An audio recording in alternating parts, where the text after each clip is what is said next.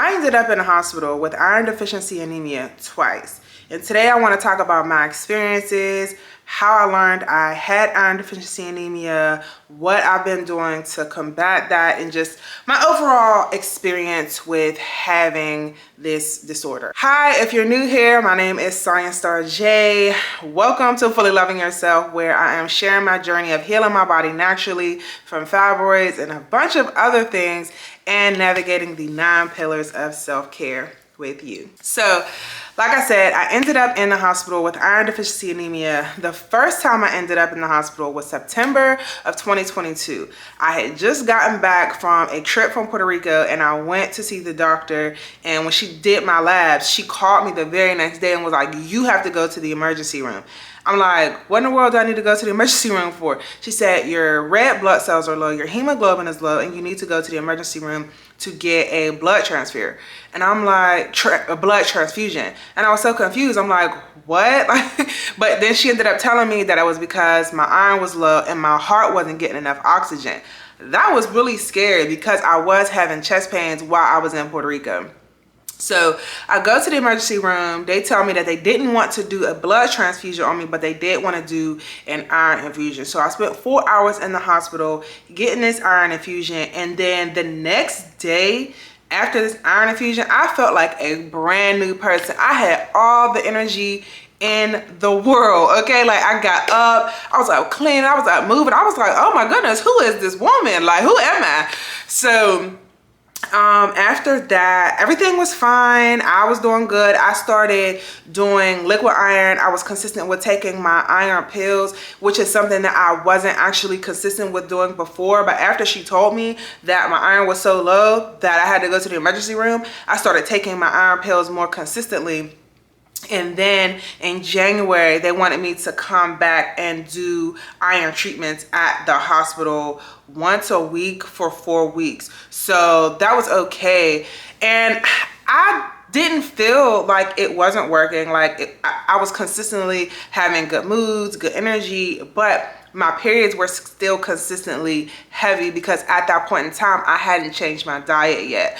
So before, I was still eating meat, I was still eating the heavy fried foods. I wasn't really getting a lot of veggies or iron-rich foods in my diet, so I wasn't really taking care of my health at that point in time to the best of my ability. It wasn't like I had the knowledge of how to do these things, and I didn't actually start trying to educate myself until after the fact. So I knew that I did not want to keep going to the doctor because I seen how much it was costing me to get each one of these sessions. I'm like, there has to be a way around this. So I started using liquid iron. I started using this brand of liquid iron from Amazon called Fibroid. And it's iron and herbs. And a few of my friends had recommended me to use that. They said they use it on their children, they use it on themselves, and it helped to boost their iron. So I was going back and forth to the doctor. My labs were good up until July, I believe. Yeah. So I went to the doctor in June. She did my labs and she said that I was at a 7. So that was lower than what they were at a 12. But she said to just keep doing my iron and doing everything that I'm doing, being consistent, and then come back in 6 weeks. However, while I was on vacation, I did not have my liquid iron. I didn't have my iron pills. I didn't have anything that I could use to make sure that I was building my body and my blood back up while I was on vacation and I was on my cycle. So while I was on vacation, I actually ended up in the hospital due to having chest pains. And I just don't play about that because the day before we were supposed to leave, the chest pains were getting worse. And I just couldn't understand why my chest was hurting so bad. And I'm like, dang, I can't get on this flight knowing that my chest hurt like this. I could, die or something on the flight, and that's just not good. So I did end up going to the emergency room while I was in Florida. If you have not seen that video, please go ahead and check that one out. That was a crazy situation. So while I was in the hospital then, they told me that my blood levels were at a 5.9. Now, I was on my cycle, so it was natural for my cycle, for my blood and my iron to be lower, but they said that they just couldn't clear me to fly on the plane knowing that my blood and my iron were that low. Now, I will say that while I was in Alabama with my fiance, I wasn't doing anything that much to take care of getting my iron back up. I felt fine. And then once the chest pain started, I was like, okay, I need to do something about this. So I started using some beet powder, and that was so nasty. But then once I got to Florida, I got some of these beet shots, total beet superfood shots. So it has beetroot powder, B6, vitamin C, all of that in it. And so I'm like, okay, this should at least get me through until I get home, right? But my chest just kept hurting, and I'm like, oh, this has to be my anemia. I don't want my heart to give out. I need to go ahead and do something about this. So when I actually went in, they told me that I was at a 5, and I'm like, oh no. So I was scared, but then I kept going back and forth with the doctor because I'm like, that just don't sound right, you know? So the nurse came in and he was like, I want to retest you. So he did retest me, and then it came back that I was at a 5.9. But at that point, I had already signed the papers to getting the blood transfusion. I was so scared of getting a blood transfusion because of all the side effects they told me that could come with it. I'm like, I don't want to do that. You know what I mean? But they're like, this is the only way you're going to feel better. And I was just going back and forth with my fiance about it. And he was like, we need to go ahead and do this. I want you to be okay. And I could just tell that, how this was affecting him and how it was affecting me. And I'm just like, okay, let's just go ahead and do it. So we did that. I got the blood transfusion, and I didn't feel no better afterwards, to be honest. My chest was still hurting after I left the hospital and for a week after. So when I got home, I went to my PCP. She did my labs, and she's like, your blood count is high, but your iron is still low. So I'm like, okay, well, I don't know. And I'm still having chest pains. So I'm going back and forth doing all these labs, all these tests to try to figure out why my chest is hurting. So then I decided to reach out to a massage therapist who told me a technique to try to figure out what was going on with my chest. I figured it out because I am a licensed massage therapist, figured that out, and my chest stopped hurting. However, I did go back to the hematologist who I've been going to for my iron IVs, and they said that my blood count is high, but my iron is still low. So me and my PCP have been trying to figure out why my iron has consistently been low, even though I'm doing, the juicing and the liquid iron and the iron IVs and all those things. And my periods aren't as heavy as they used to be. I went from having an 8-day heavy cycle to a 3-day heavy cycle and some spotting. So I'm like, it's not even as bad as it was. So what is really going on? So on the topic of having the heavy cycles, I do recall actually in December of 2019, I was at home and I felt like the room was spinning. I got super lightheaded, and this was so new to me. I got super lightheaded, and I had to sit on the floor, turn all the lights out, and breathe and just keep myself breathing. And I'm like, what the hell is happening to me? And then right after that, I started my period. And I'm like, what?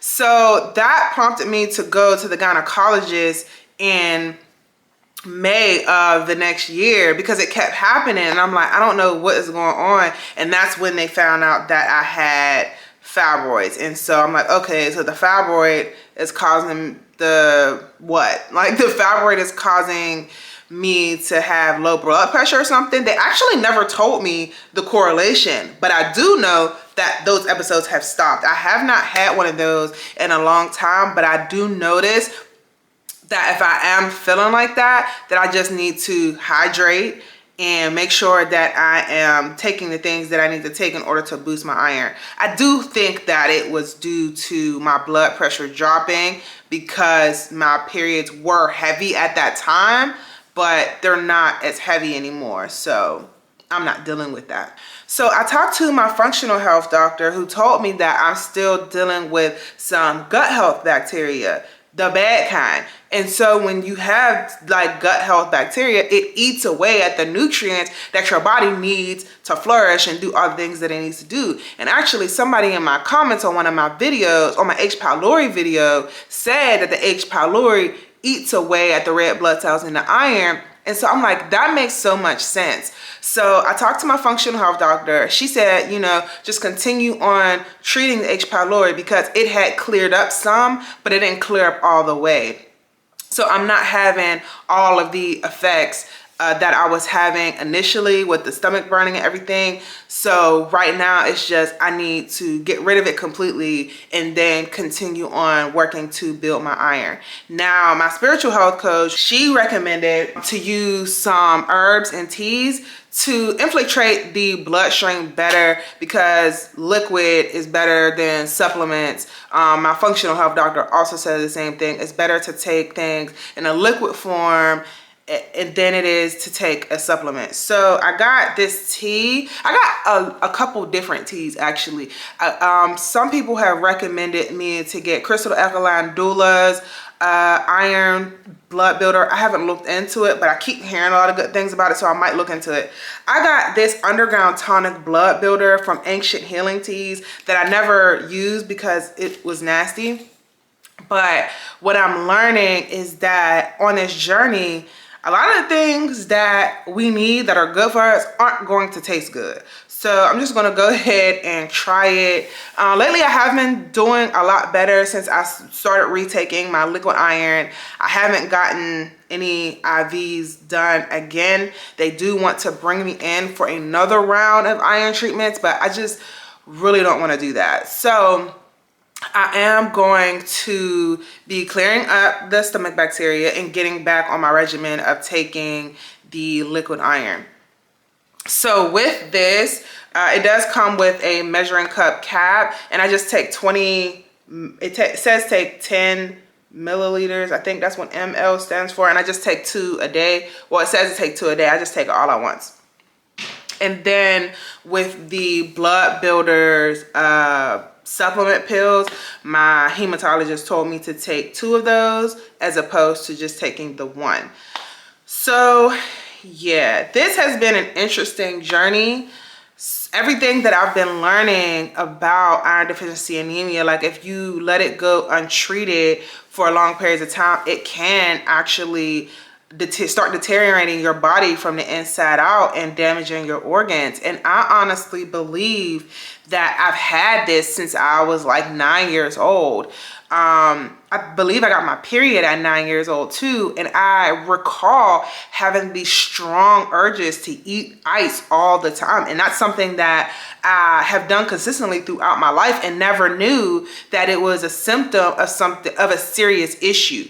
I have always ate ice and just like, oh yeah, I'm cold, I'm anemic, just saying it because like people you would say, oh, you know, you're anemic because you like to eat ice. Not thinking that, oh, maybe I should, you know, go talk to my doctor about this because this is something that my family actually, you know, looked into as an issue. I remember trying to lick ice off of a freaking air conditioner and not, you know, as a child, just be like, you know, eating ice and craving ice out of the freezer, just like loving that smell. I never realized that was an issue until I went to the doctor and found out. So I definitely want to say that if your body is giving you signals or if you're having like strange behaviors, don't ignore them, you know, because it could be the symptom of a serious underlying condition. And had I been more aware and more educated before, I probably could have had this issue being treated. I probably have had fibroids for a very long time and never knew because that's what we thought was the issue. On my PCP is like, oh, we got to do something about these fibroids because your iron is like really low. So I mean, it could be, you know, the fibroids because they are big, but also the stomach issue that I'm having. So, and I honestly haven't been having really bad side effects from my fibroids anymore since I've been doing the things that I've been doing that I will be sharing in a different video. I'm working to heal and shrink my fibroids. I've lost a ton of weight. But we'll be talking about that in another video. Right now, where I'm feeling with my iron, we're just on a journey of healing completely, and healing the gut, healing the womb. It all it all starts there.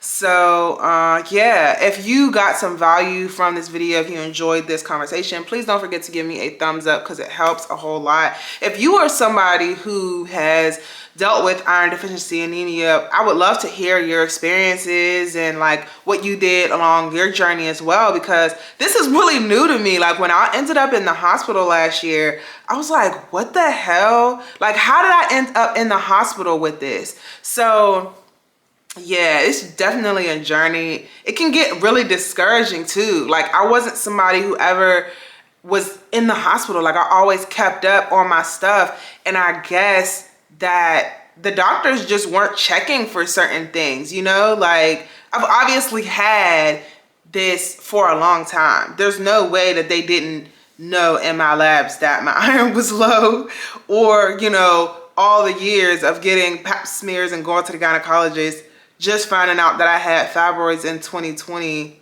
and I probably had them like forever, So yeah, what else have I been doing?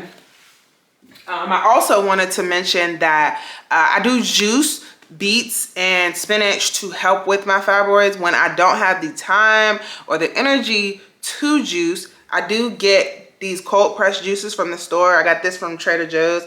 It's a beet juice. So I do that. I also did a lot of research too, to look into different foods that help with boosting iron. So I found a list of like iron rich foods that I had no clue that I could add to my diet that could help boost my iron. I always heard spinach. I never ate a beet in my life until I started trying to treat my iron deficiency anemia naturally. So now I'm doing beet juice with spinach. I'm eating dates, figs, quinoa, lentils. Like I'm eating all these things that I never in my life ate before. So it is a complete lifestyle change, but it feels good. These aren't things that we learn growing up, but it's good that we're having open conversations about them now. So yeah.